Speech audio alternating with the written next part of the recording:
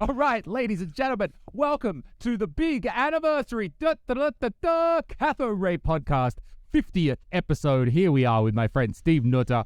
50 episodes later, my friend. How you doing today?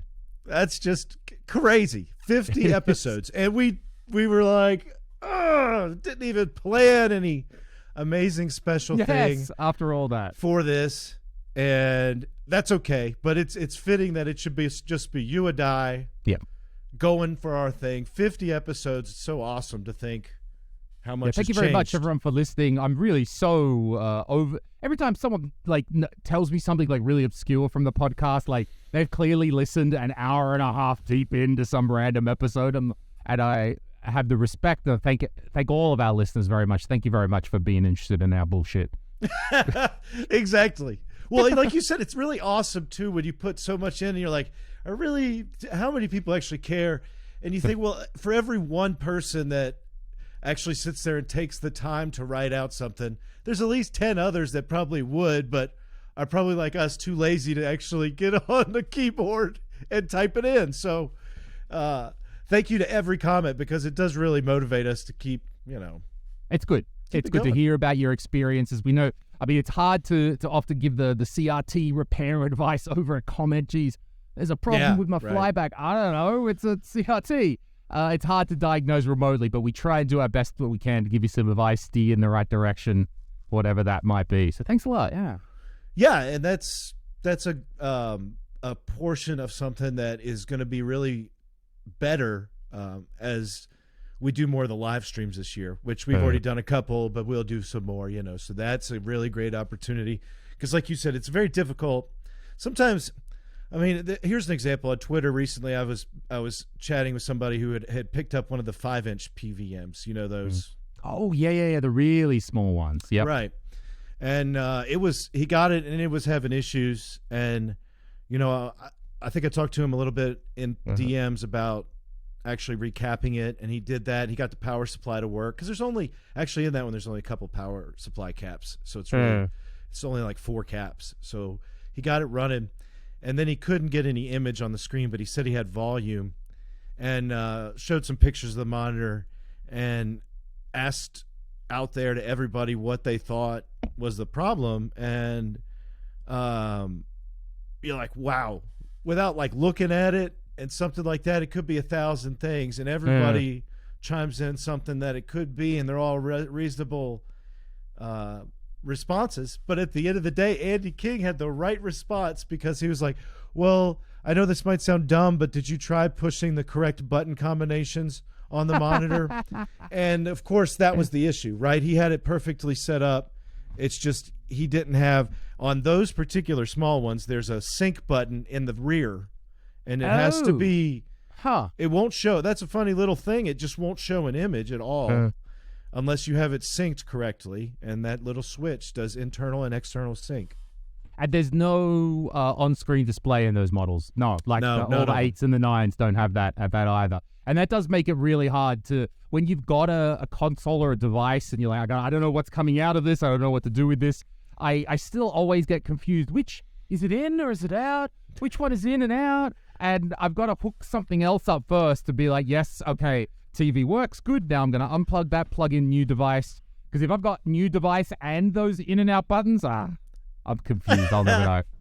Yeah, you could always count on the more, that model only has 4 buttons that you can push on the front. So thankfully the combination's a little bit limited.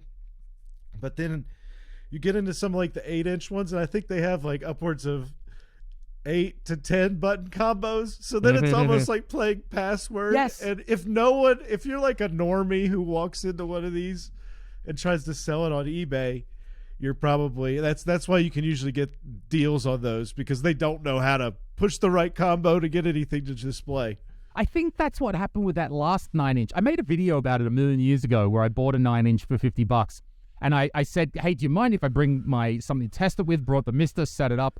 And I went dunk, dunk, and brought an image on the screen. And he went, oh. I saw the guy go, oh. I'm like, here's your 50. Thank you very much. Real fast. No take-backs. Yeah, no take-backs. I'm done. I'm gone. All right. It's 50. So, 50 50 episodes in. And Lewis, what has... At this point, we started... What was our first episode talking about? RGB mods, wasn't it? It was, but really, you trace it back to the minus episode, the 0 episode where it happened, the Zezcast episode where I invited you on. We've never really spoken before, and we talked for like 2 hours. So that was really the genesis, I think, of where it began. And then you said, hey, you want to do more of this? And I went, sure, let's do it. Yeah, I don't think that we've ever really discussed that at all, but we could talk about it now, 50 episodes in. Yeah, I remember we had the first Zezcast together, which I thought was awesome. And then I actually, before I went on there with you, I went and watched a couple of things that you had done. And I remember what really impressed me the most was when you went on with Bob at that point and had actually done a podcast with him. And then I was just I really loved the way you you keep the conversation rolling, and that's one of your greatest, I think, attributes. Because Bob's fucking terrible at conversations. Boring. No. Just kidding. Kidding. So, but anyway, and I knew that I went on the show with you, and then I thought afterwards I went and listened to the playback, and I was like, golly, he's really good at that, and I'm just so bad at constantly interrupting and talking over and keeping it going. And then I was like, this guy would be perfect if I could balance out a show with him. And it's the balance. Yeah, I just put together an email, responded after we talked. I was like, man, I really have a feeling like there's some good chemistry here. I don't know. I know that you were kind of starting. That was only like this, how many? First couple, something. Yeah, I hadn't done much with Zez. Yeah, podcast episodes you'd done on your own. And so I had invited you on. I didn't know what you would think. Because then I sent it out there. I was like, well, I didn't really. And then, so I just kind of sent it out there, asked it, and then you responded. And I don't know if you have any thoughts on like, oh, yeah, you thought it was a good idea, or you thought, I don't know if I could handle being with this guy. Well, I would say, I have, with our dynamic between the two of us, I have certainly adapted and changed that as you have. I mean, we're both way better at not talking over each other now, of letting the other person talk, and there's plenty of time for us. But I think in that first episode, because it was a Zezcast, it wasn't when you're on the Zezcast, well, I want to hear from you, right?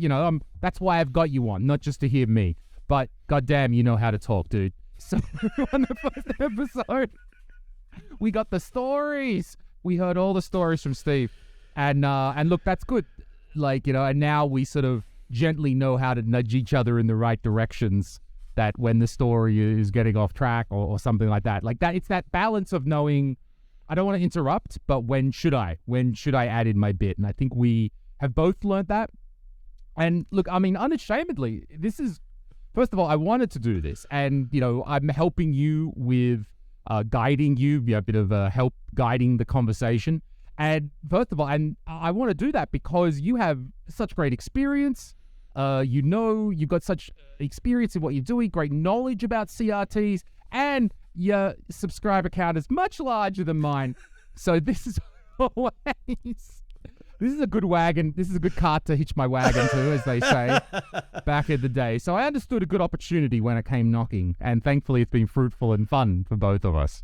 Yeah, I mean, it really has been. And there's a lot of times, because we've developed a really, as we get the rolling thunder there from Lewis's $2 microphone. My shitty microphone. It's my backup mic today, guys, so it's a bit shitty. I'm real sorry. So deal with it, folks. Sorry.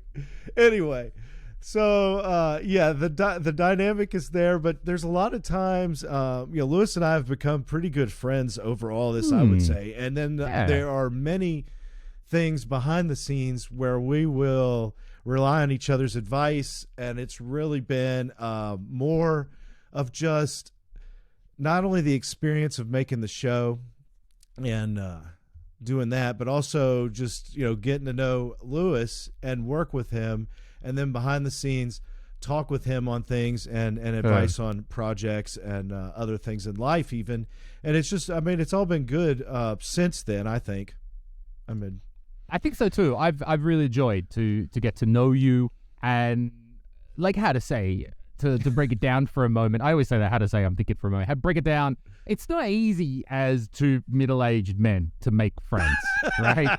Out there. We can, sure. It's not like we're sociopaths hidden inside. But if you take us as a demographic, middle-aged men not known for their ability to get out there and make connections and make new friends. So I'm happy with that. And we've been able to do it I'm in Estonia and Europe. You're in America. We've managed to I think one thing that really helps us is we have a useful time zone. So it's 10 a.m. for you and it's 5 p.m. for me. These are real good times for both of us. And that enables us. It's a bit of a problem when somebody wants to record in the evening your time, because then I got to get up at 4 a.m. or something like that.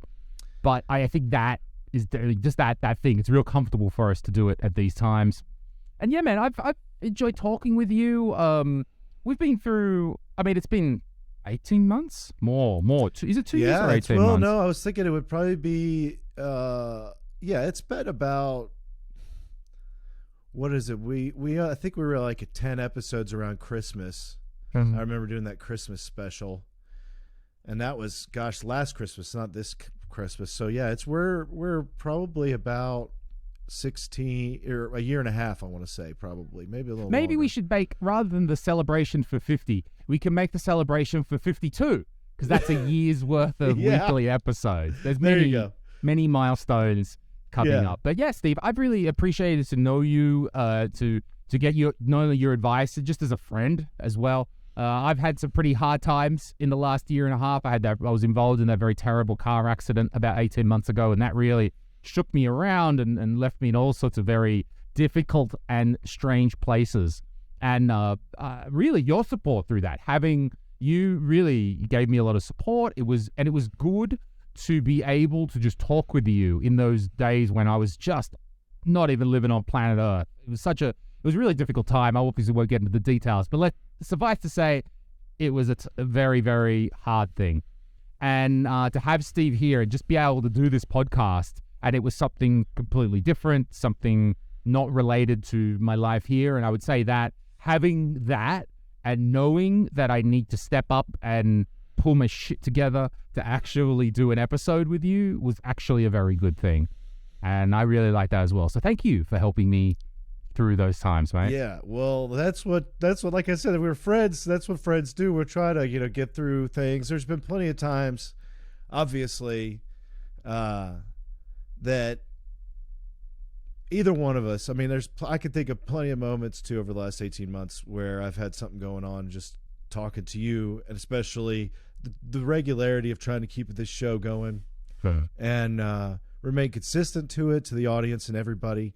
It's really been, one of those motivating things that you can rely on certain times when you're not feeling great. And sometimes you might not feel perfect and really want to get on, but then you get in and it can be, of course, therapeutic to just have a conversation with someone that you're so familiar with. And so that's been the best part of all this, of course. And so, yeah, we'll get off that little bro hug for a minute that we can't give each other.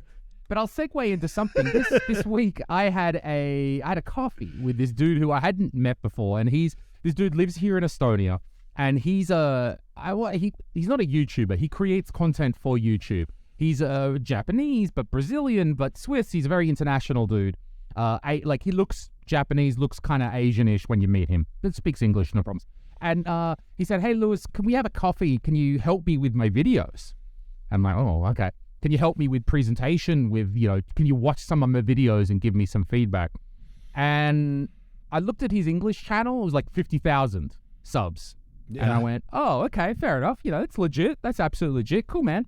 And I watched his stuff and I was like, "I can't really help you, man. Like, this is good stuff. You do well. It's edited well. You've got a slower pace because it's self-help content." He's he's not like us. He's a real kind of, but he's giving that advice. And then he said to me, "Oh yeah, but did you see the other languages?" And I'm like, "Other languages?" So it turns out this dude's got 600,000 followers in Spanish and another 1 million followers in Portuguese. And he's this really humble dude, writes these self-help videos, translates it to 3 languages, and he's accessing 1.6 million people. And he's just this dude that lives in this small town in Estonia. And he's like, and then when I went, holy shit, 1.6 million? You've got that? What? I didn't even know from this dude that I was just sitting down having a coffee and he's asking you for something? I know. What? So was he trying to like flip it on you? No, just get more to like, you to ask it. Get you to join the self-help program? Oh, yeah, I'm 100% on board. No, he wanted to know more about, like, he's a guy who wants to develop. And I felt, because on YouTube, I feel we don't have to be 100% polished. It's not a slick TV show. So I felt that he was hitting that. But my point that I'm getting to is that I know that when we started this podcast, Steve, we said we had a goal, which is what we want to do is get people, and this sounds real dumb, we want to get people to like our personalities more or get to know us better, maybe a better description. And you can watch the repair videos or you can watch what I do, but do you get to know the person? Sort of, and we wanted to do something that showed you all our personalities a bit more, who we were, and with the hope that you understand us more and you like what we do and you want to see more of what we do. And my suggestion to him, he's on camera, but he only does his scripted bits. And kind of in the middle of our conversation, it kind of flew there that I was like, well, maybe you need that, dude. Like, because I know there's a lot of content creators who are very, very big, hundreds of thousands, millions, whatever. They've never shown their face on the screen. They've never shown their personality. And he shows his face, so that's something. And I was like, well, mate, you don't need to do a hour and a half drunk high whatever podcast, right? You could just be more casual. And maybe your fans need to just see a little bit more of you being casual. And I don't understand how that works with second channels. And some people say you got to have it on one channel and a second channel. I don't know that bullshit. I just know to this new friend of mine, I'm like, how can your audience see more of your personality as well as these scripted videos? And you could see some lights go off in his brain and he was thinking of how he want to do it. So you never know who you got advice for, man. You never know which bit of what you say will connect with people. So our little bit of philosophy has helped someone else. Yeah, and that's an awesome example and story. I'm intrigued to think about what the difference is in the language stuff and how much, wow, that's incredible how impactful something could be, in other languages. And because he calls himself a native speaker of Portuguese, and that's where he's got a million in that. Okay. So that's why, and Spanish, very close, as our friend Lou will tell us. So that's how he was accessing that market. And his English is not that bad. It's fine, like quite okay. So he does the video actually in each one of those languages. Mm-hmm. Yeah. Writes a script, 10-minute script or something, and then we'll do it in 3 languages, and then uploads that in 3 languages. And I'm like, damn, that's a great way. I mean, even if I learned the Estonian language, I've got 1 million speakers. This is not a big target market. That's pretty funny. Right. So like Portuguese, he's got 1 million subs, let alone 1 million friggin' citizens, people who speak it. That's an interest, but to go back to just even what we're talking about with the podcast thing, it is a good idea. That was a lot of what we talked about originally was, hey, we just wanted an outlet beyond our channel. And the funny thing is we've gone through spits. Lewis and I, thankfully, have never been ones to be like, oh, I got to get this many subs, I got to get this many views on my videos, or it's not successful. I mean, it is always kind of nerve-wracking and stressful to think about the analytics of a channel and really to start to rely on it. And I feel like that going down those paths would have kind of it makes you almost a different creator, right? If you're like, because I have other people who are bigger, have taken that next step, gotten to a next level, and they'll give me good advice. I know it's good advice, but it's not really things that I personally care or want to do on my channel, and it might be a bad decision. Like you said, it's like the smart person is the person who's diversified their channels, has the right spot for everything, and then all those channels grow, and it's not like where I have my channel, and we could talk about this more, where I'm starting a live stream from it, and I don't know how that's impacting like the reach of regular videos or anything anymore, you know? I think we've discussed in person that it's about I kind of, our shared philosophy of how this creator thing works is the YouTube is good. The YouTube is fun and gets you somewhere. But ultimately, you can't rely on that part for your income. It's the algorithm and to trust the YouTube if you're just doing that. And for you, it's the conversion into work for your repair services and your consulting services. And that, and as I know, there's a little bit of a weight, a little bit of backup with you. So that's clearly going just fine. And to come back to my new friend who gives us self-help advice, he sells self-help courses. And, right. He was, I don't know the details. We weren't really getting into the finances, but he was sort of like, look, my AdSense, my YouTube payout is paying for the editors. It's not really paying much of the bills. You've got to then, everything I've read is like, you've got to then find something for your audience to buy. Sounds a little bit consumeristic, a little bit capitalistic, but you've got a better way to put it is you've got to find some other way to make money rather than just that YouTube AdSense income. And for my friend, it's the course. For you, it's having a good number of leads and enough work lined up so you're always working and you've always got that. Well, it's a big funnel almost. It's like a big funnel presentation in any kind of business. If you run a business, you're trying to like get your message out to as many people that basically fall down the funnel.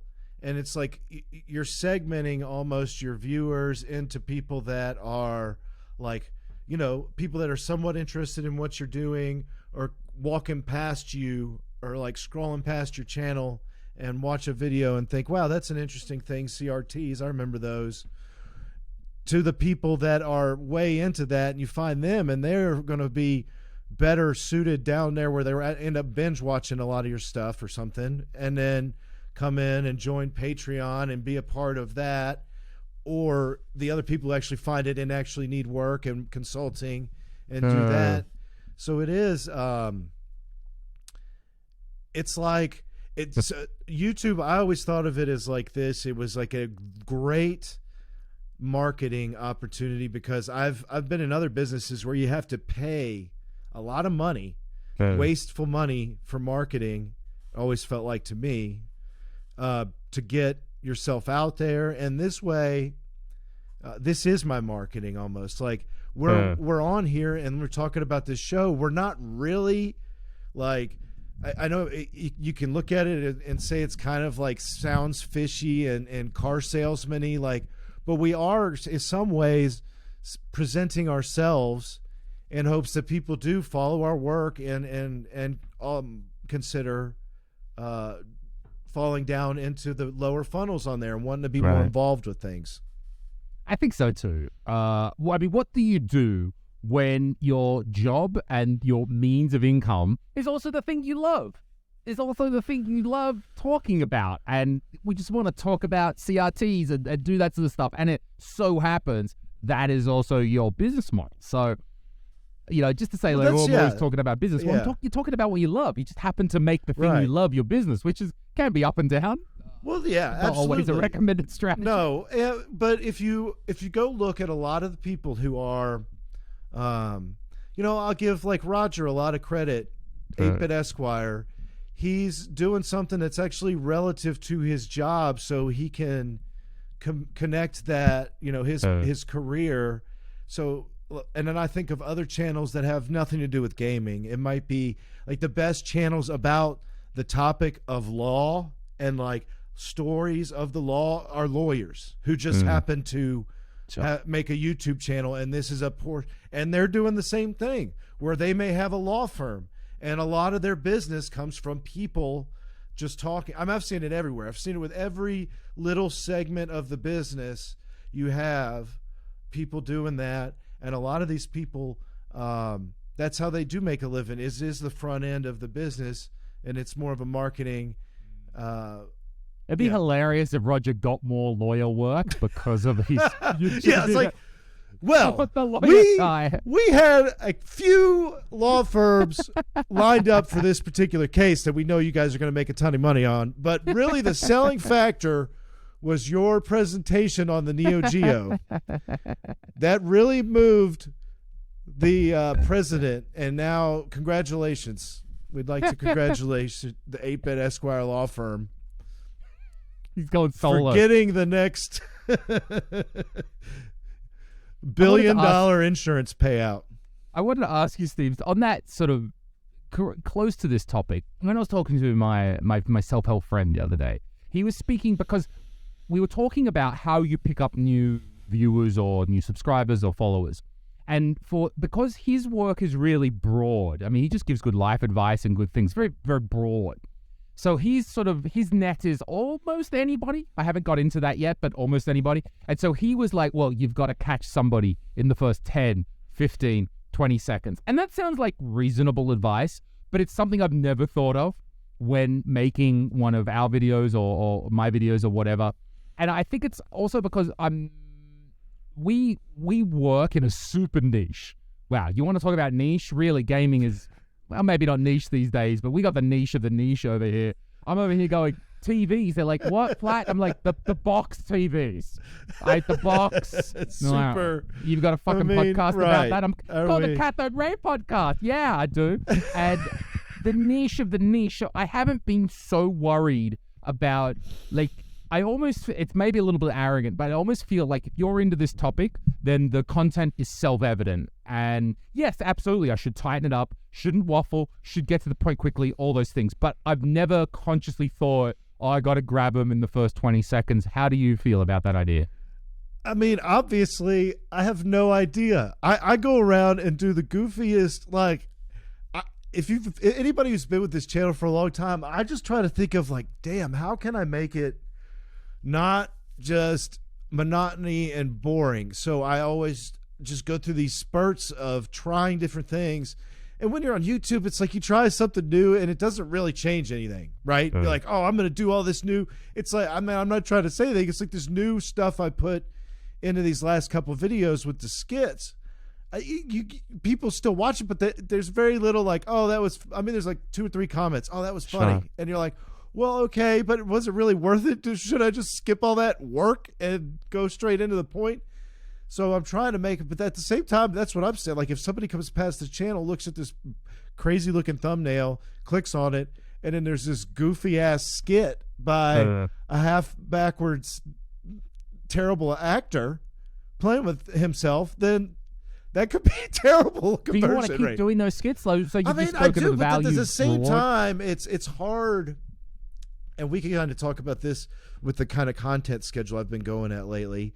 It's hard to it gets really easy to do it a couple times, and then after that it's like, God, what do I really need to do about it? And then it becomes like that little segment is more work than the video or the thing, and I'm like, well, I've actually got to do work. I've got to get here. I've got to do some work on some monitors, and I'd rather just make videos about them. So I don't know. I want to periodically do it, because if I don't, again, I'll feel like I'm just making things too repetitive. But I don't want to just kill my channel and like give it no chance of having reach anymore, which but it's hard to say that, it's like I've been doing a lot of the live streams lately. If we look at my numbers for the last month, I've probably put out 1 or 2 videos that are full on productions and 8 live streams and probably 4 episodes with you, right? So that change in a schedule, obviously less videos are being made, and then I'm doing this other stuff, and then it's like, well, now what's like, I've been wondering what's the impact of me being live streaming on my YouTube channel. What will be the impact of my next release, right? Okay, so you're talking algorithm wise? Yeah, like I don't know what the algorithm think. Right, what and what's a good idea? Here was another thought I had. So excuse me, frog in my throat. The stream, one of the set of streams, so I mean, goodness, last week I was crazy kind of. Like I went through and I did a stream with Keith Rainey about a vector scope, and then I did the stream about the RGB monitor by myself, or the RGB mod that I did. And then I did 2 streams that were me for 3 hours and 15 minutes working on a single 14M2 MDU PVM and doing the full-on hardware restoration on it, where I did service the neck board, the power supply, and the main board on those 3 streams, tested it, cleaned it. I mean, I showed the whole thing. Huh. So how then, I know though that live streams don't have like any playback value much at all down the road. Like, some people will watch them, but it's like, it's a great thing at first, but it's a hard to go, oh, well, I want to fix my PVM. Well, here's 6.5 hour long video. Do it. Sure. There's some balance there. One of my first things, whenever I hear somebody, a creator like yourself or an artist, talk about these sort of topics, my first and 100% priority goes to, how do you creatively feel about it? Before we start talking about algorithm and impact and revenue and all that sort of stuff. So there is a certain amount of changing and trying new things that I think just has to happen. And I do worry, again, I'll go back to my self-help friend. You know, he's got his defined structure. It's 10 to 15 minutes maybe. He speaks to the camera. He's got his nice little chop, and he doesn't deviate too far from that. Now, you might say artistically, what's he getting from it? Well, 1.6 million friggin' subs is what he's getting from it. So there's clearly some benefit to maintaining a structure, doing that. I get all sorts of alarm bells fired off in my head when I see successful creators who are then worried that they can't diverge, they can't change, they can't evolve because they're worried that their audience won't like it or the algorithm won't like it. And I know there are things you can do. Maybe it's second channel, maybe it's different things. I know there are some things you can leave out, but just sort of the basis and the core of myself, when I think about an artist and they say, I don't think I can change because my audience don't want it, I bet they fucking can. I bet there's a way. Well, and that's that's a terrible, like you said, that's a terrible barrier to put up in front of an artist anyway. Imagine if you told, like we've even talked about, we've looked at CRT art. What if you'd have told Namjoon Pak to stop and he was too afraid to do like a video wall, right? But when it's linked to your income. When it's linked, when this is your income, your family is running from this, and that's tough, right? So you've got to run, I don't know. Well, you're always thinking about it because when you're a YouTuber or anybody who's, well, YouTube's specifically, I think, the one, because it is the one that gives the best, it's got the biggest audience, and it gives actually the best payout of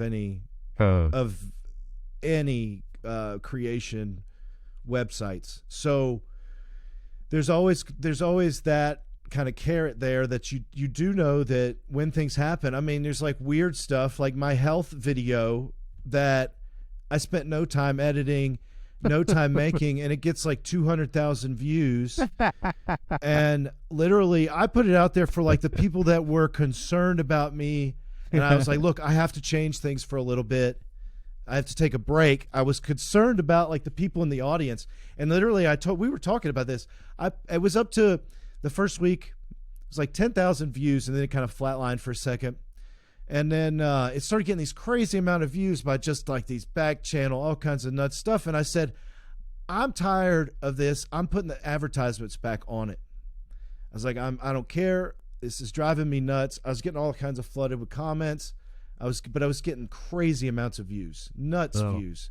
And when I turned the advertising on, the freaking YouTube sent the video out and it went nuclear and got like 100,000 views pretty soon after that. And so I was a little thankful. I was like, well, okay, they got a ton of views, and at least I'll get a little money from that. And I got a decent amount of money from that, like just from the advertising on that. But at the same time, it just seems so gross and like, I was like, so the thought is then no wonder so many of these stupid creators a couple years back would just get sucked into these like weird conspiracy topics and be just like making outlandish comments and can't, the most crazy stuff just to get views. And that's when they fall down that rabbit hole of like, oh, I'm just going to make only crazy videos and chase that because it makes so much money, and it gets away from completely, like you said, what we're originally trying to do. So it's very personality based. I'm trying to sort of think through a scenario in my mind. Let's say you were that creator and you were making all sorts of things, and I'm a full-on Alex Jones wannabe. You know, I want to do that, right? I'm going for it. I've seen the money, and I'm going for it. You start making some money. I think the trouble can be that then you might say, well, I want to do something else. I'm not all of this. Even Alex Jones has admitted Alex Jones is a character. He tries not to admit it, but... Well, plus he got sued because he's like, you know, completely broke or from all the, you know, bankrupt from billions of dollars in lawsuits. So it's not... Yeah, it's like that's what the road leads down to. You literally look like a nutcase, and there's always going to be like a segment of your close friends and family that will probably never want to be seen around you again. Right? Because I think, like, if you decided to go on that angle, or anybody, not you, but it doesn't really work for you. But if you want to go down that angle of controversy, of drama, of really going for those topics, the problem is if you started a second channel and you're like, oh, I'll just leave the craziness to the side, I'll just do something nice over here, your crazy fans are going to follow you. And they're going to be like, yo, I thought you were crazy. Over here, what? Over here, you're telling me that's a character? What is this? And the whole... And then everything goes crazy. Yeah, and then everybody over here goes and says, what's this crazy Steve channel? And watches that. And they're like, what the heck? And then, yeah, you run off both your audiences if you tried something like that. That's not really ever been something I considered so much. I always thought that you could do crazy stuff and probably make a channel work if you were just willing to do whatever. Crazy Steve channel. I'd subscribe to that. Well, sure, and I'm not doing that to stuff, right? So it's like there's a limit to how far I want to be out there, and that's, I mean, I think that you and I put a lot more of ourself out there than probably a lot of people are comfortable with. I do know, because I ask a lot of people to come on the show, and they might not be as comfortable with this type of conversation, because like you said, they have established some other type of I will say that or something. On that topic, I have found, Steve, that in our dynamic, I think we've both discovered that there are some people that we know that are best to come on the Cathode Ray podcast, and there are some people that we know that are best for, well, at least for me to talk one-on-one with the Zezcast. And I think if you're coming on the Cathode Ray podcast, you sort of know us, we're having fun, we're drinking a beer, it's all good, da-da-da, but I think when we do, in our community, we do have those personalities, of course, it's normal, that are more introvert, they're extremely talented, extremely skillful people, but they don't know how to present themselves. And I think I've learned how to present them well when it's just one-on-one, but I think we still struggle if a guest isn't so outwards. It's you and me going, and the guests. You know what I mean? The poor guest. And that's fine. Maybe you need a little bit of that. Maybe the guest who needs to be brought out of their shell needs a one-on-one, needs that special attention. And I mean that with respect. I mean for Conrad, like that interview that I did with Conrad Beckman. Cool dude. Really nice dude. Suspected that he would be better with just me one-on-one talking with him. And again, I don't mean to say anything bad about him. I really admire what he does. And it's just personality stuff. What fits better? Are you better doing a one-on-one, or are you better doing a crazy CRP? You're absolutely right. I think that like you said, the people that are going to be most comfortable on the show here between the both of us are the people that probably are just coming on to have a good time most of the time, and are relatively known.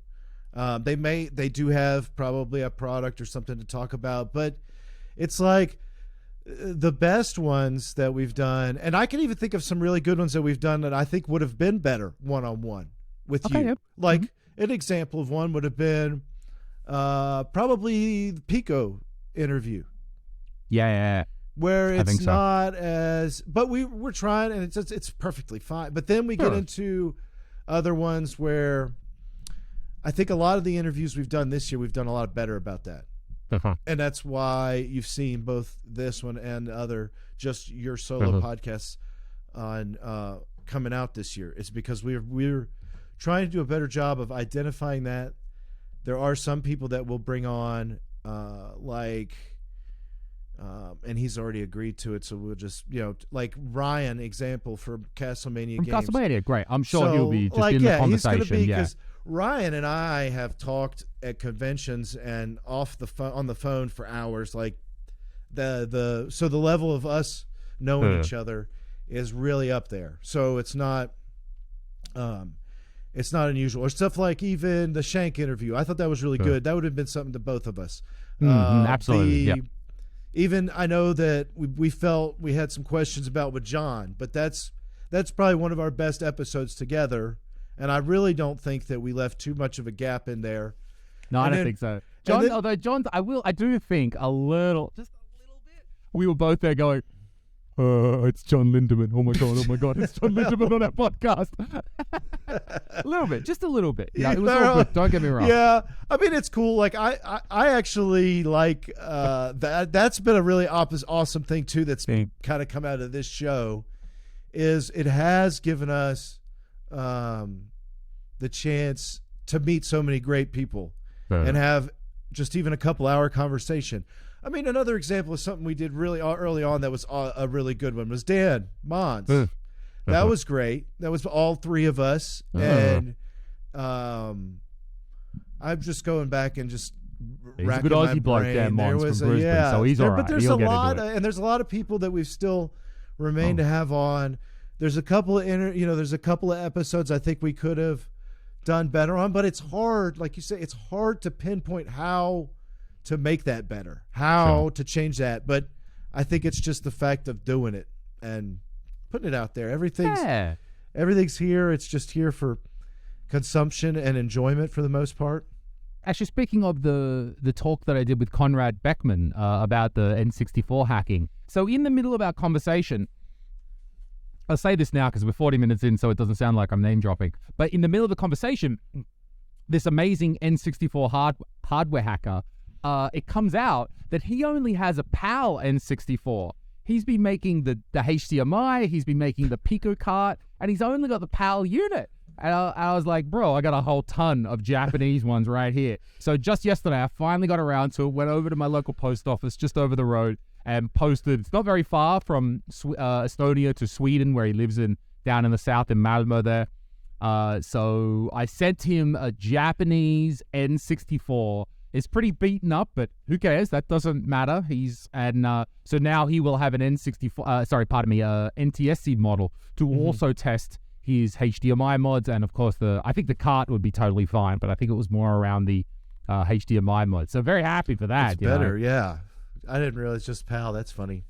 So that's all and there's been plenty of times where like we've been able to just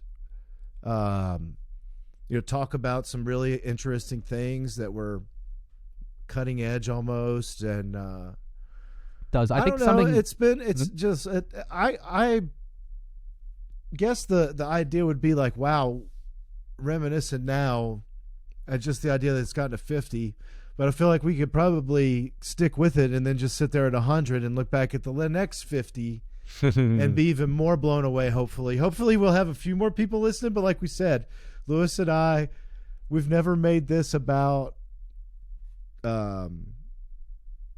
like trying to be famous or something. I don't think it's gonna happen. That's not gonna happen, right? Fox TVs. If it hasn't happened by now, we should change our dynamic. But I don't think that like I said, the dynamics that you go to try to be that star, a lot of them are so bad they're like crash and burn style. And I always have this joke with my close friends because they like listen to my crazy ideas. I'll tell them, and 9 out of 10 of the ideas are just awful, like crazy, just random things I'll think of and I'll explain to them, and then 1 out of the 10 will be really good. But the problem is that's too big of a failure rate to go in and say, I'm going to be a star on the YouTube doing this, and then you just like make yourself. You got to find that 1 out of 10. Duffman says a lot of things, but how do we know the exact? How do we know the exact thing that is that's the thing, Steve. 9 out of 10 times, it's fucking bullshit. But that 1 out of 10 time, you better be listening. Well, that's why I think CRTs were the 1 out of 10 out of the things that I had done before. And so it's like, well, yeah, have we reached the climax? Like, I don't know. Sometimes I wonder, but there's still. I think you could just do what you care about. That's it. Like I try to sit back and I think, you know what? And this is what I always tell myself, and I'm blown away that at this point there are subscribers don't mean a lot, really. At the end of the day, it's more about how much of an audience actually reacts with you and watches your content. Sure. So, but at the same time, it's like, well, it's pretty dang crazy that 26,000 subscribers. I don't know that I ever like dreamed that. I can't imagine like I ever sat there and thought that there would be that many people following, honestly following, very and subscribing over the years. Well, and I think that counts for so much. You've got a deep history of videos. Like, how long have you been making the Retro Channel USA channel? Well, I had my account before I started making videos for like 5 years, where I just had a actual YouTube account. So I don't even know why I had that to begin with, but that's the account that I used to make the channel. And so that, like, if you go back and actually look at my channel, it says it's been around since 2004 or 13. But see, the problem with YouTube now is they don't go back to they don't let you look back to your oldest videos. So I can look up my first major one would have been like the Sony PVM 2030 calibration series. That would have been like the first ones that I was like, this is Retro Tech videos. And those are, I mean, they say 4 years ago. Wow, only 4 years. Huh. Well, you know how that is. It's probably more like May of 2018. So, yeah, that's 5 years. We're about to be basically 5 years ago, right about this time, was where I came up with the idea of Retro Tech. And then, you see other people, and I love these guys and gals, and they're so talented. And you can tell, like, wow, they've got something that I don't got. Who? Well, who are you talking about? For example, like Macho Nacho Tito. Oh, okay. Other creators. You're comparing yourself to other creators. That's when you start to see. That's the problem. Yeah, that's the slippery slope of going down the path of really concerning yourself with analytics.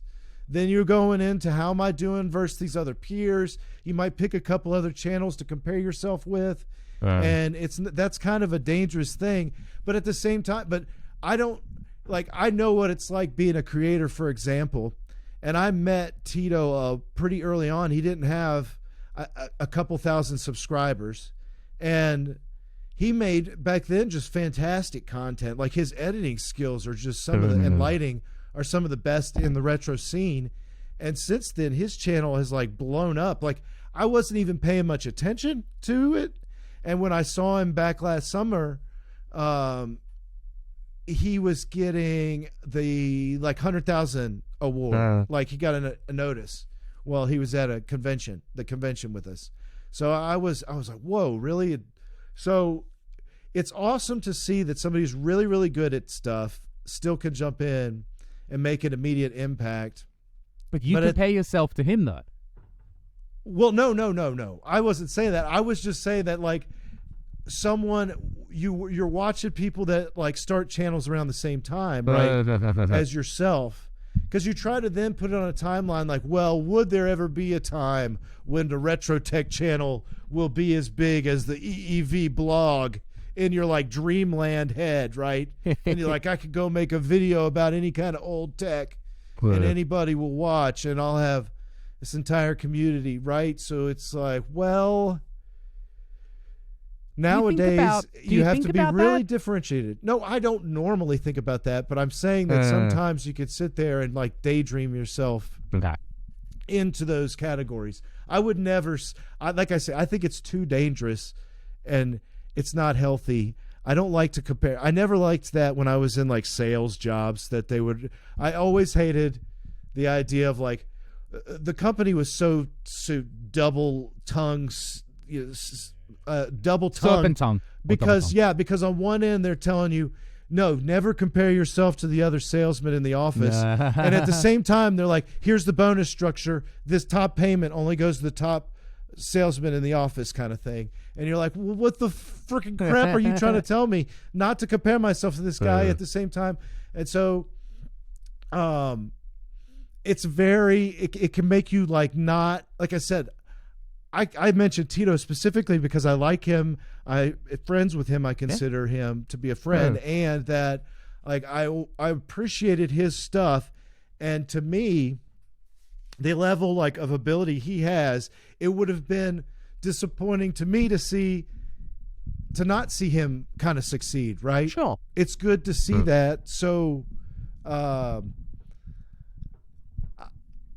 I don't know. It sounds weird to talk about yourself like this because I try to always take myself balanced back and not really think about that. I'm absolutely content and happy with, like I said, I'm surprised that there's this many people, that I have this many like people concerned enough that like the work, that are contributing on, like I said, the Patreon specifically. I mean, there are things that they're getting in exclusively there in value, but at the same time, there are a bunch of people that you will find over the years of doing this. If it's something very niche, like obviously CRT stuff, you might find people that appreciate it so much that they want to just contribute to keep the channel going and stuff. And because there are costs to all this, even though it sounds silly, if you want to take that next step, kind of it's time. deal. Well, it's time, time out of your day.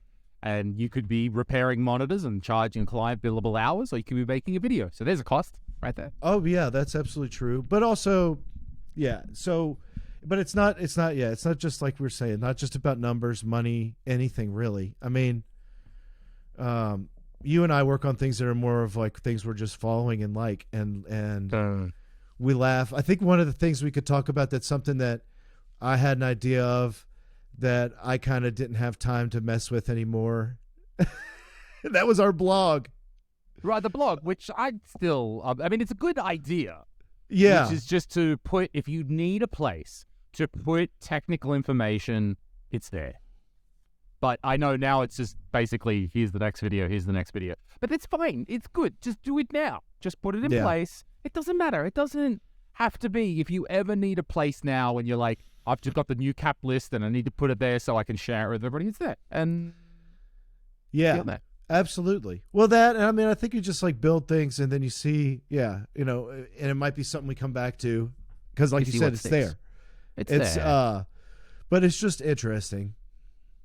Yeah, that got to try those different things. Wait, what the fuck? I had a really good...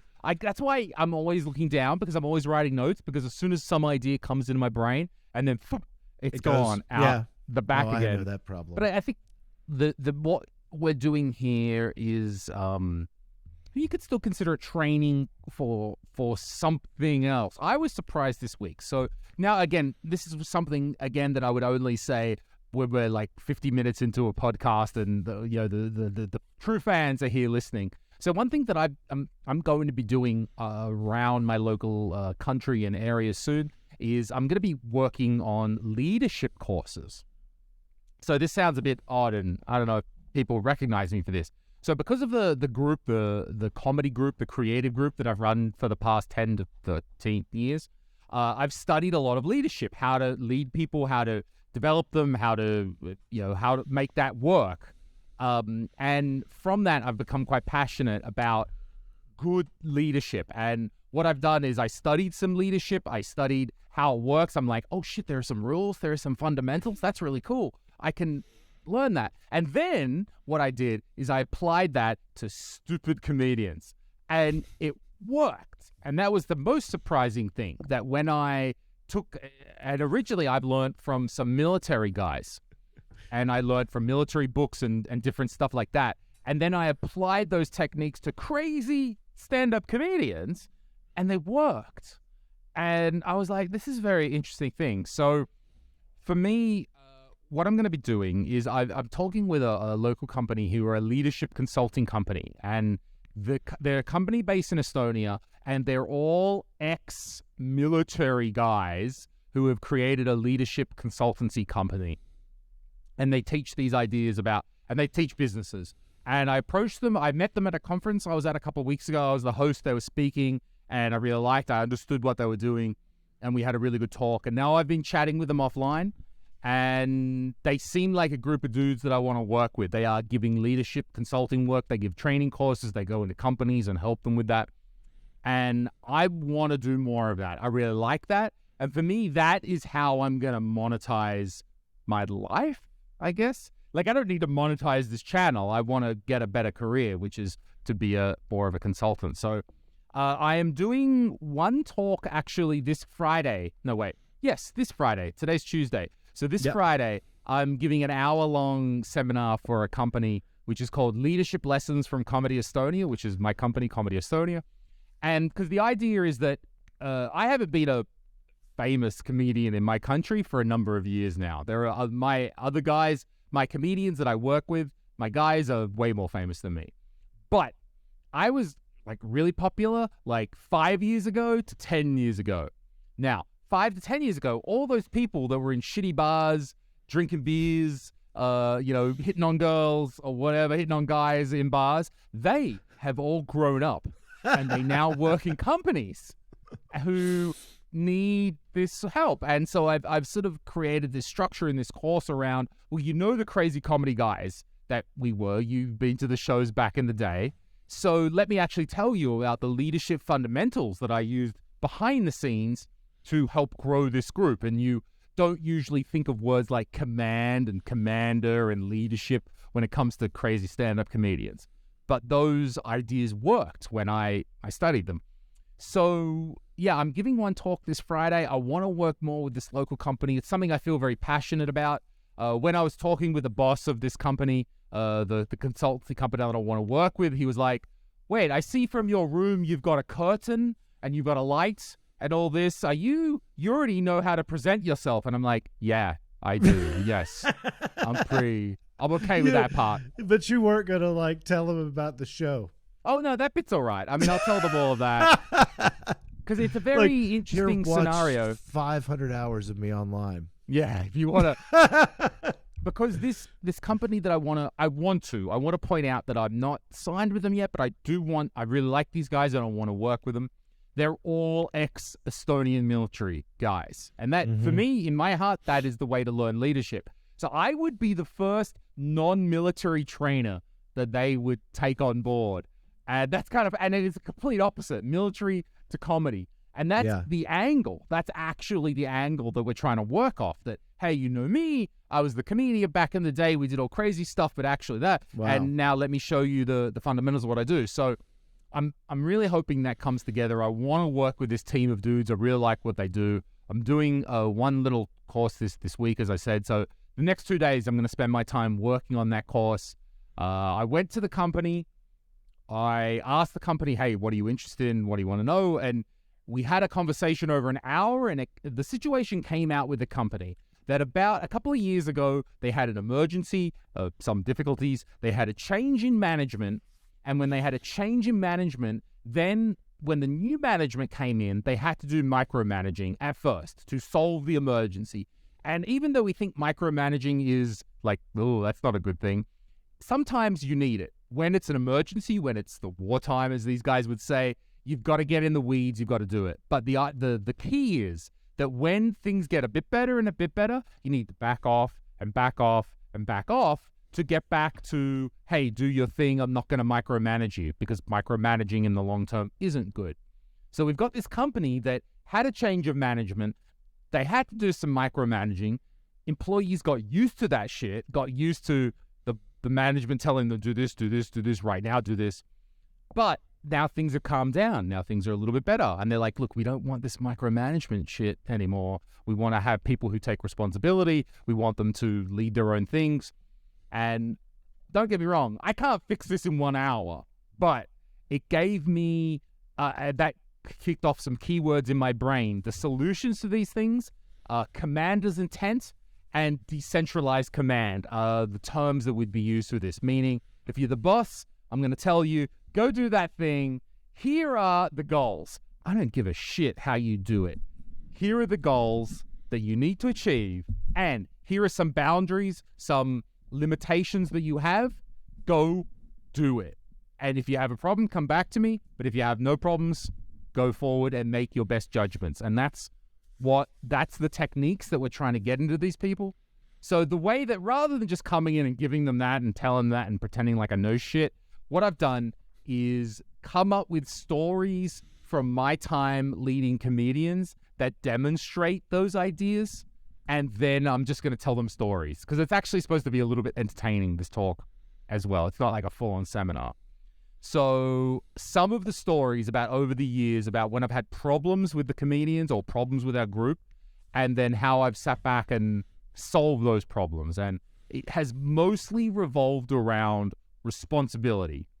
That when there's an issue and someone's not getting it, or they're a bit like being a dick, or I don't know, being too cool for school or some shit like that, what I do is I think, how can I give that person responsibility for a project, for a show, for an event, for something or other, and say, this is yours. Go and do it. I want you to do this. And give them that. And I have found that by giving people responsibility, that's how they grow. I'm saying, I'm giving you some trust. Go and do that thing. If you've got an issue, come back to me. If not, make it happen, or make it happen with your best judgment. I trust you. You seem like a pretty reasonable person. Make it happen with your best judgment. And that is really big. And that really worked with these comedians, because comedians are all independent. Like, fuck you, I'm a comedian. I do my own thing. I stand on a stage with a microphone. But when I said, go do it how you see fit. If you have a problem, come back to me. And they were like, yeah, we can do that. So that's what I'm teaching companies. And it's basically what I've implemented with comedians. So I know I've sort of gone on a leadership rant here, but this is what I love doing. It's what I like, helping companies with stuff. So I really want to do more of this. So the Zez Retro is certainly not a income stream that I'm looking for. I'm getting 25 euros from YouTube this month. Yeah, baby. Euros. All right. Go down to McDonald's a couple times. Exactly. I've taken my girlfriend to half a serve of KFC, it seems like these days, KFC. Right? You get a double down sandwich and make like 4 meals out of it. All right, a large fries. My kids like are scared to death of KFC. Like, why? It's so hilarious. There are certain fast food restaurants that I could never get them to go into. Do you know why? Eat from. I don't know. Like, we always kind of try to feed them good stuff and keep them away from like processed foods.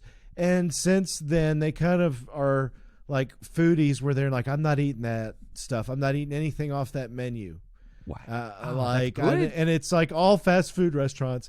So it makes it difficult, but at the same time, it's good for them in the long run, because they won't have any of it in their system. How do you think it's for these kids, where we have a stereotype that in America you tend to have a lot of fast food? You're all fat fucks. I don't know. No. Yeah, I know. No.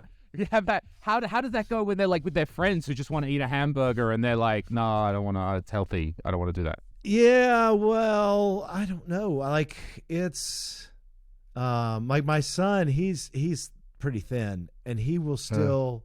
And he's 11. Okay, so he'll eat yeah. So, but he's really picky, so he won't. I guess he gets him to go to a couple of certain restaurants with him. He'll go to like McDonald's with him now, and so that's about as brave as they'll get anymore. And it's been a while. They wouldn't go to McDonald's forever. They would only go to like Chick-fil-A, and which I don't know if you've ever heard of that. I don't know if they have them in. We've heard the name, but I don't really know what it is. But anyway, chicken? all it is chicken sandwiches, pretty much, okay. And chicken tenders and chicken fingers, and or nuggets, and that's like all they would want was just that. And I'm like, I'm so damn tired of chicken sandwiches. And I was like, I'm not going. I'd be intentional. See, they're closed every Sunday. Every one of them's closed on Sunday. So you'd be like, oh, sorry, you can't go because it's Sunday. Sorry. Like you ask them Sunday, hey, you want to go get something to eat out? Why are they closed on Sundays? Are they run by a religious sect? Yeah. So the guy who started, the guy who started the company, but he's dead. And I mean, it's like, how long ago is this? Sure. It's a corporation now, but they've always kept closed on Sundays, and then they so none of them are open on Sundays or allowed to be open. But they're so damn busy Saturday through the whatever Monday that it's like it's ridiculous. They're always slammed busy, no matter almost the location, and so I don't. But anyway. Founders long gone. Look, Ronald's dead as well. Ronald McDonald. Right. I mean, well, or whatever. He's gone. The hamburger dead. I liked the. I actually recently watched that movie about the guy who he didn't start McDonald's, but he started like the corporation side and grew it. It's called The Founder. It's got Michael Keaton in it. It's probably like 10, 15 years old. No, I don't know this. Yeah. So, and he's basically playing this guy in his 50s who's kind of a washed-up salesman. He sells milkshake mixers. This is back in like the 50s, I think, 60s. And so it's just the whole story about how he finds the first McDonald's, who's a couple of brothers named McDonald, and they had come up with this fast food service and this whole idea based around just making fries, hamburgers, and milkshakes and sodas. And that's it. And then they just, kept the thing like a speedy operation. And the movie talks to you about this, shows you how he discovers them. He finds them, and because they call and order like an obnoxious amount of milkshake machines from him.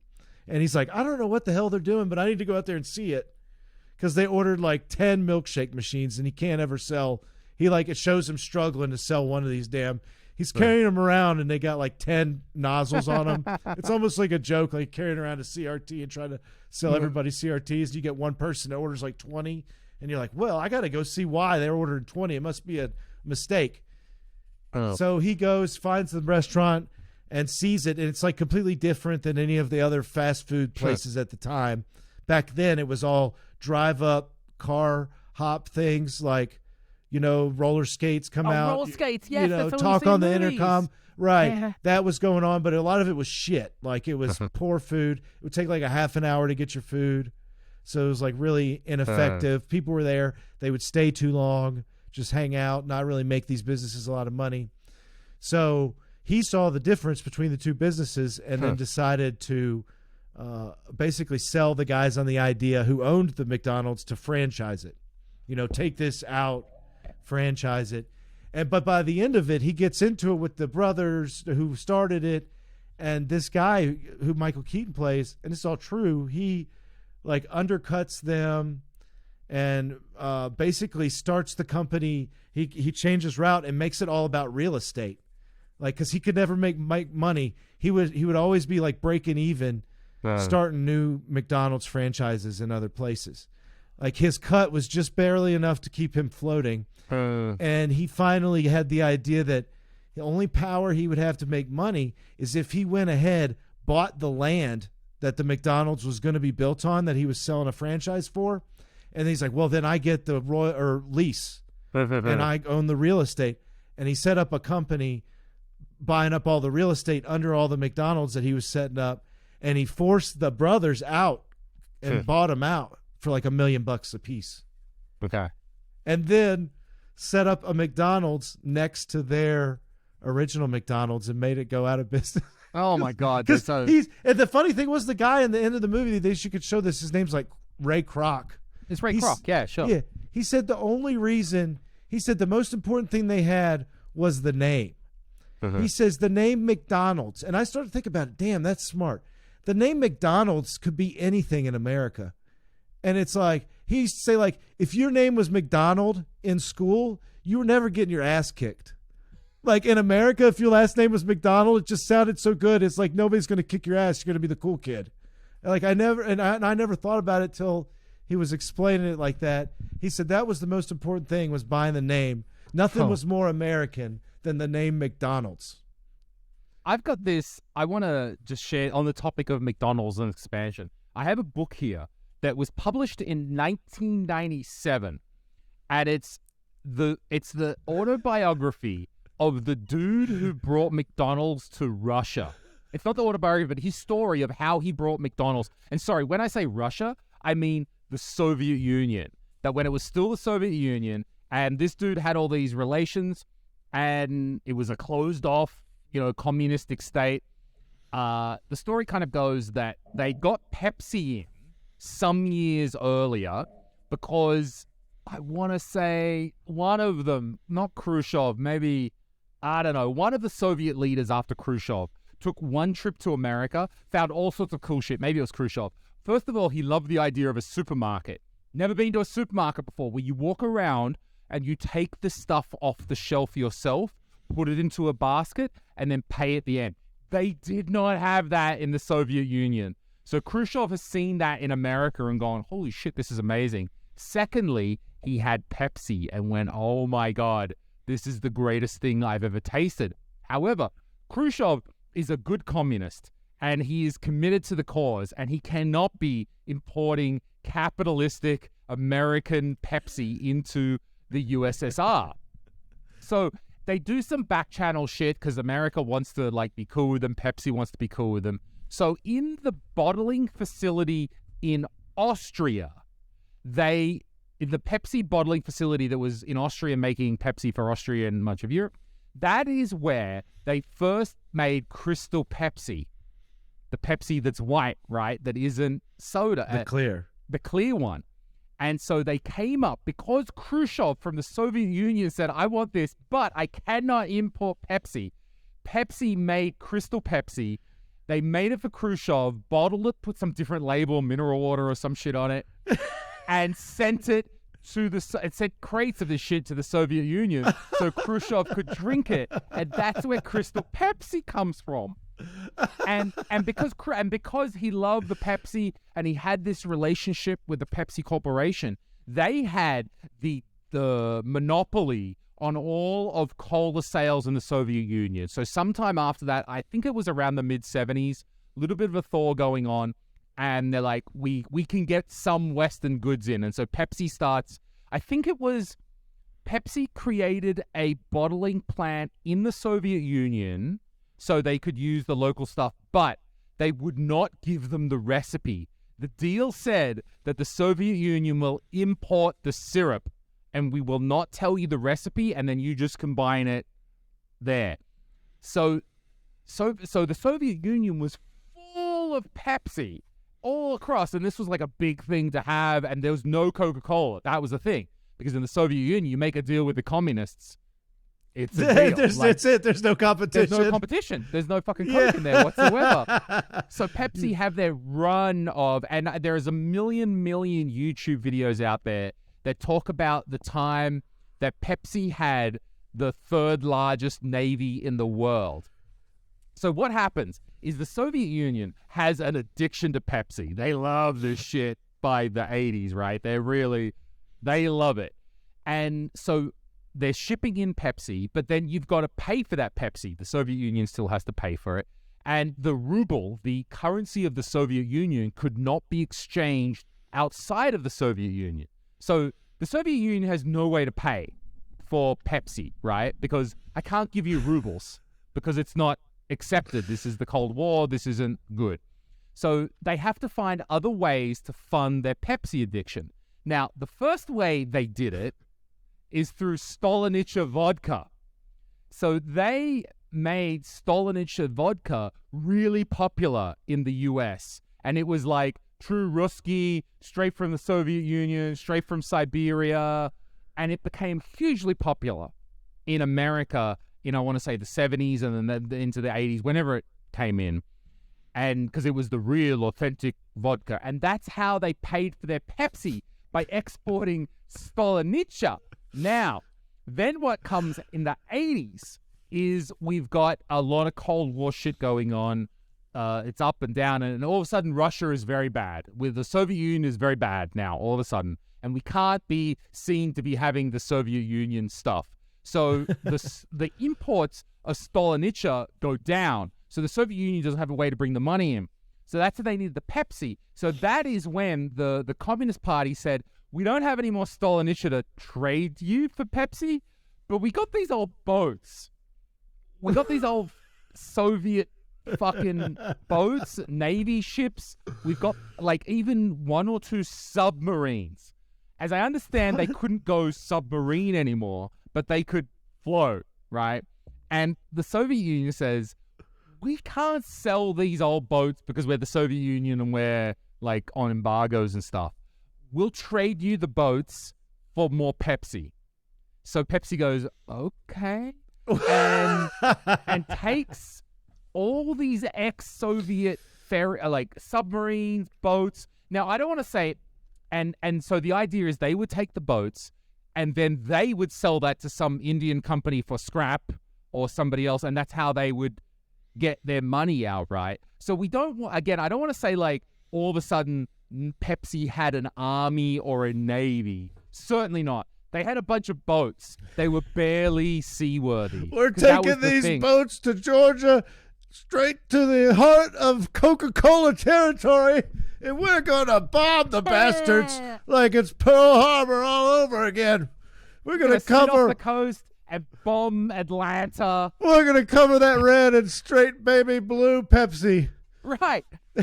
So they had a navy. It was not, they had technically the 3rd largest navy in the world. It was not an effectual navy. It was not something. It was basically floating scrap metal that they then on-sold to some Indian guys, right? But on the books, for a little while, Pepsi had the 3rd largest navy. So it's all sorts of weird shit happened back in the day with the embargoes and the Soviet Union stuff. So that's why, bringing it back around, that's why that story is interesting, because he got McDonald's into the Soviet Union before it collapsed.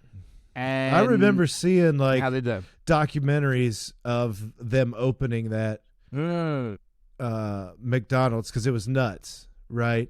Well, and there was a big thing going on because, like you said, at that time in Russia, they were actually having a trouble getting food in a lot of those places. Obviously, it's just like so many years into the Cold War, and people don't remember probably, but after that fell, and even many years into the regimes of the new Russia afterwards, they were hurting financially as far as like monetary concerns were, and they were always talking about trouble with food, and then they'd open the McDonald's, and the lines were like crazy to go in. So they've never had that. So as I understood, a Big Mac when it opened, a Big Mac meal cost about the same as a monthly train pass in Moscow.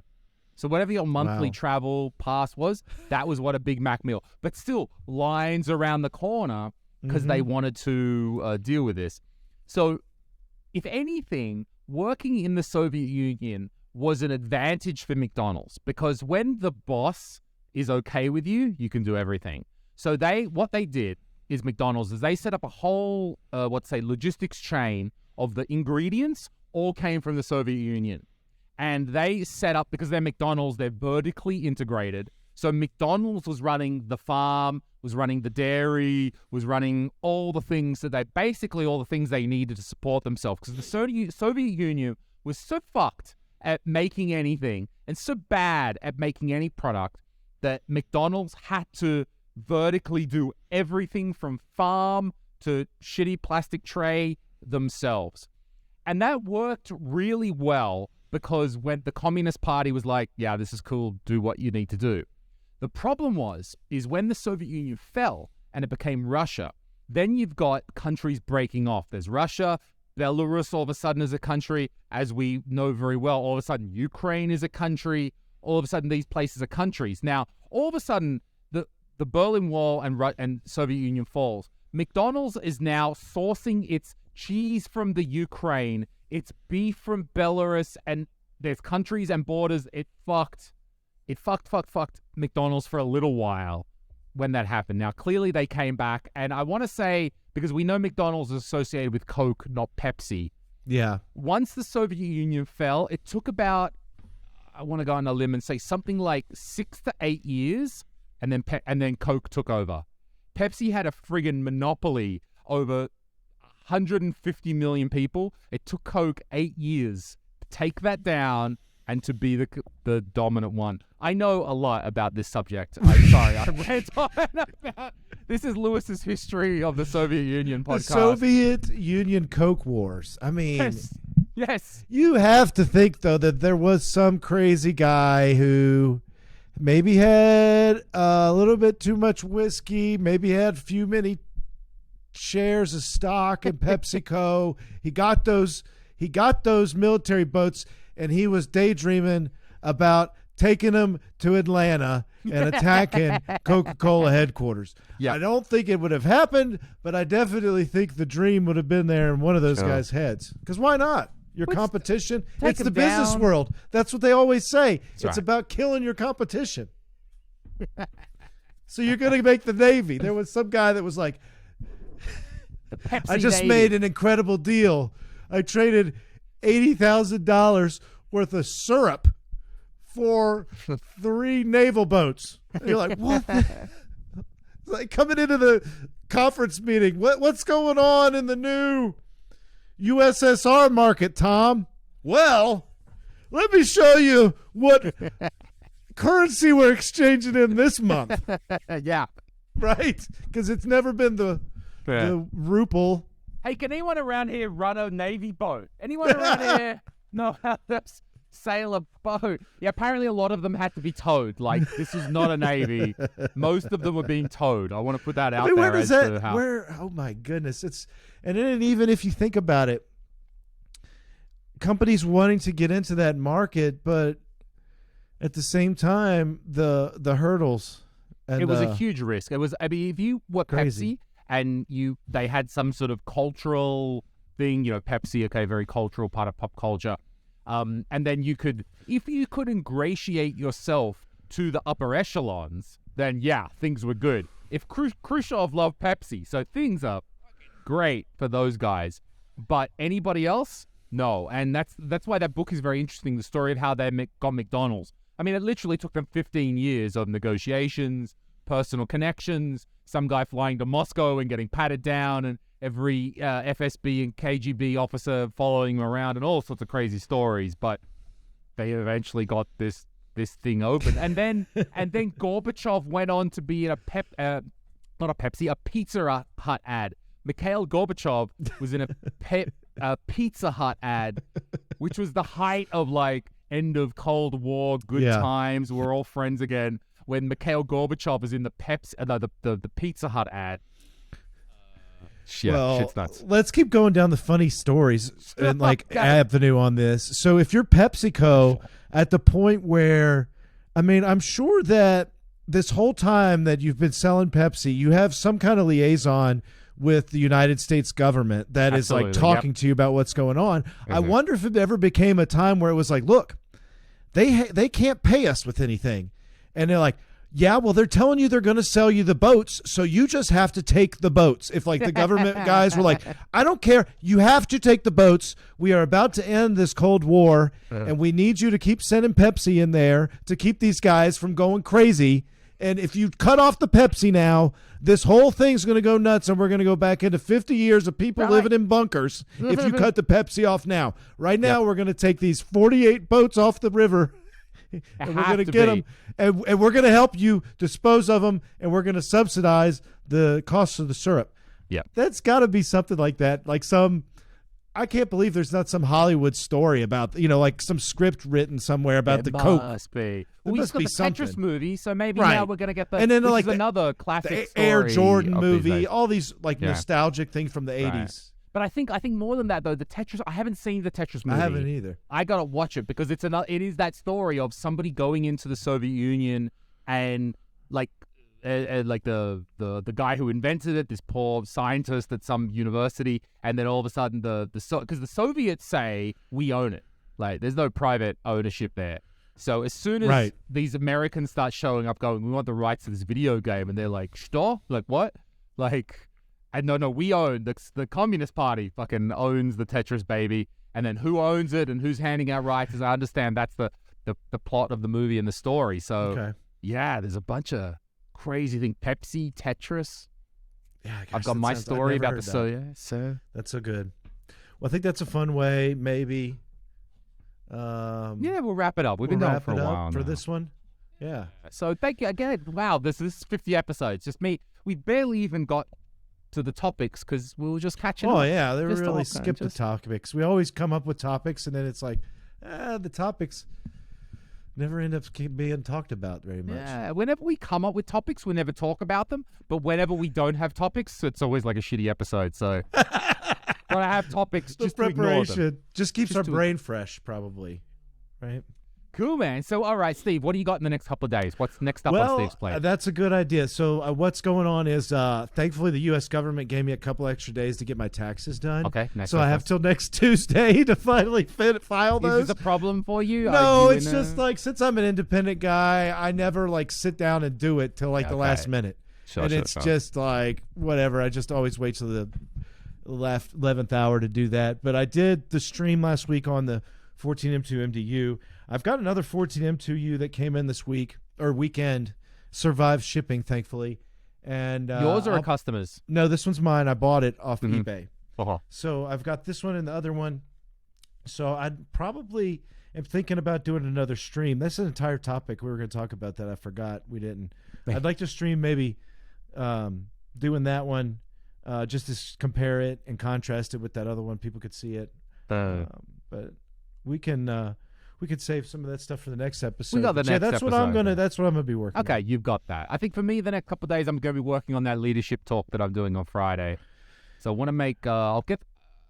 Should we put this podcast out straight away, or should we not? Probably would be fine. Definitely go for. Or we'll all be wishing you the best of luck in this thing. Hopefully, it works out and it leads to some more opportunities. So. And I think it's a good idea for you. A great idea, actually. So, let's just put it out, and I'll put it out whenever you're ready, because you're the one. We'll do the editing. We'll get it out there. We'll talk to Mason. He'll get a thumbnail, and we'll get it up.